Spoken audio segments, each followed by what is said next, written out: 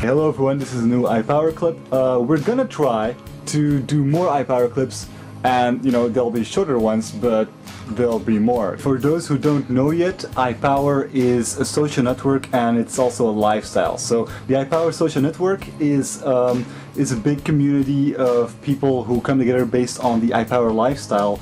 And the iPower lifestyle is based on 3 principles. It's being open-minded, active thinking, and putting your vision into practice. Also, if there's common goals that we as the iPower community can really get behind and really can make a difference in, then we really try to get things moving as one big community. Like, for example, net neutrality is an issue in which we were very active.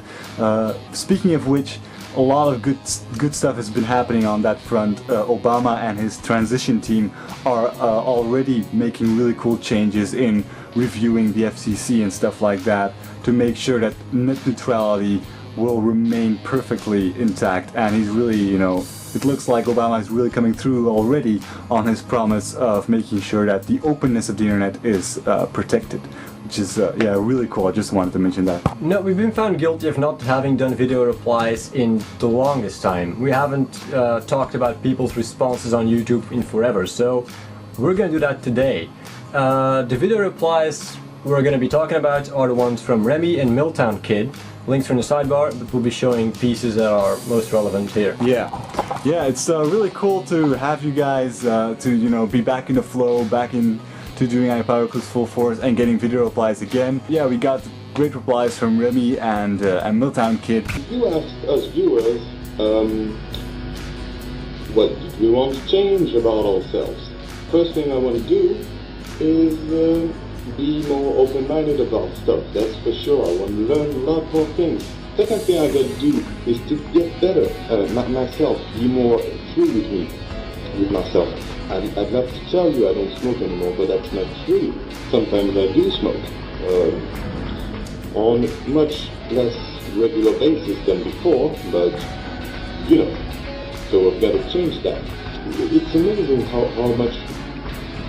how many things one can do to better himself. Even though thanks to iPower, I really think I'm a much better person now than I was a year before. Pretty much the biggest thing I want to do, and the toughest one I think too, is to be able to help others.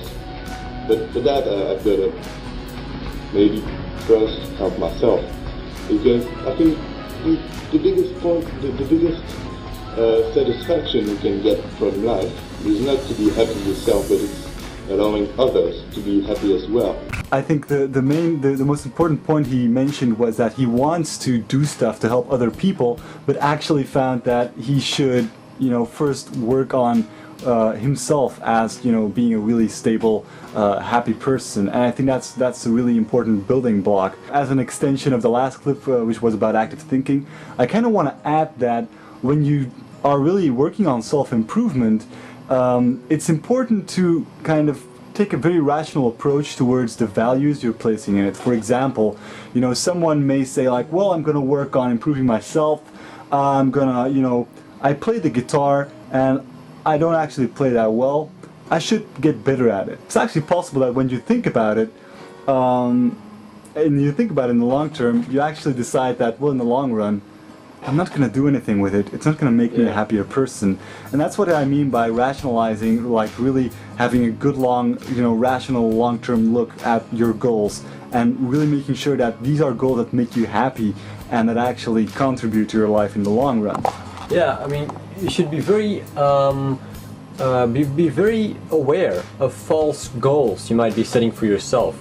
And with false goals, I mean goals that you don't need or that will not contribute to your long-term happiness, but that you set to run away or to hide from things that are important.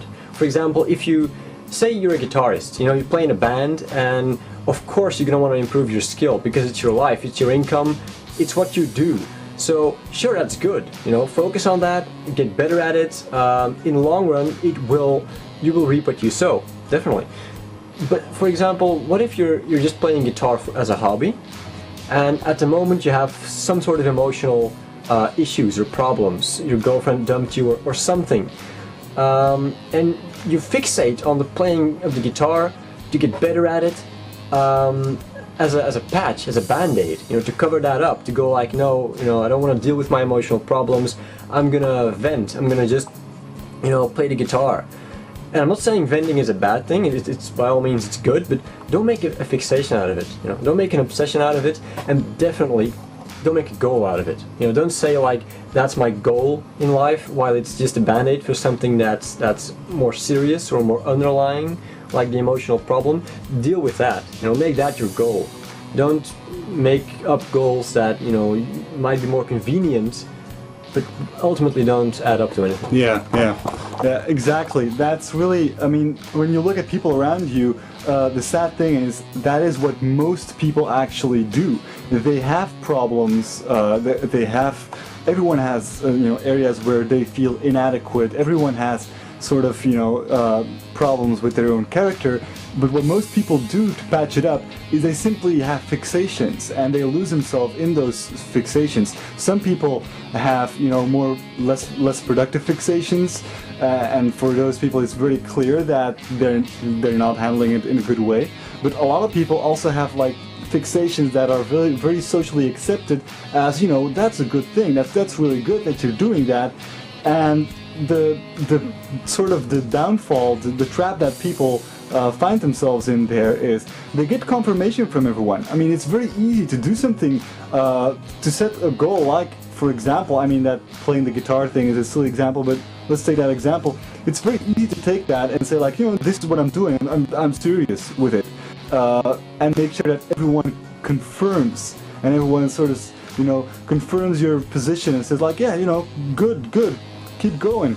And that works as a, that really works as a patch pretty well for a small amount of time, but in the end you'll come crashing down. And so that's a really important thing to look out for when you're really doing long-term self-development. Yeah, because you have to think about, it's not just that you're patching the problem and moving on, and maybe after a while you'll have to apply another patch. It's not just that, it's more serious than that, because you're changing your concept of what's important and of your reality.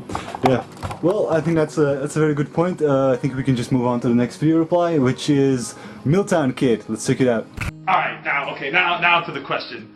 For Tanya and Reese, what do I want to change about myself?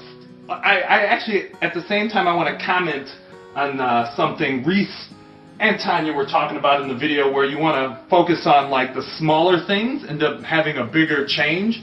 And a lot of times people get focused on, stuff out on the fringes. And that's like, I used red here.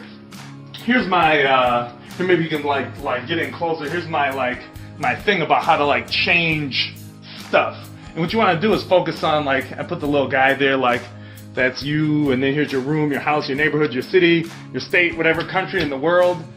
And a lot of times people's thinking are all out here. Like recently we had the elections with Obama and stuff, and everybody's thinking about how we're going to change the war and the world and universal health care and all, but this is all stuff way out here, and the people thinking and talking about this, their house is probably a mess, and their kids probably watch TV all day. There's so many things to change here, so you want to focus on this stuff. Get your room, get you right, get your room right, your house, your neighborhood, and as you do these things, you end up being able to affect out further. So, back to that, what do I want to change about myself? I want to get better at focusing on the smaller things, and the second part of that is making sure I keep my daily routine. Like a good routine, I run in the morning, I meditate, I eat, I break dance for about 15 minutes. Okay, I was just kidding. And then I wanted to say something about this whole active thinking and putting your vision into practice. Ever since I was really young, I think I've always journaled, but it wasn't very organized, just a lot of stuff. But I've gotten better at journaling, so I wanted to say something about that. I'm pretty good at, being organized about planning, but I highly recommend journaling. And my point is, I don't know what my point was. Basically, it's really important to, actually sit down and think about the things it is you want to do and accomplish. And don't just keep them appear, write them down, think about the steps you need to take, to get you, to the next level. And that's where you want to be careful thinking way out here, because.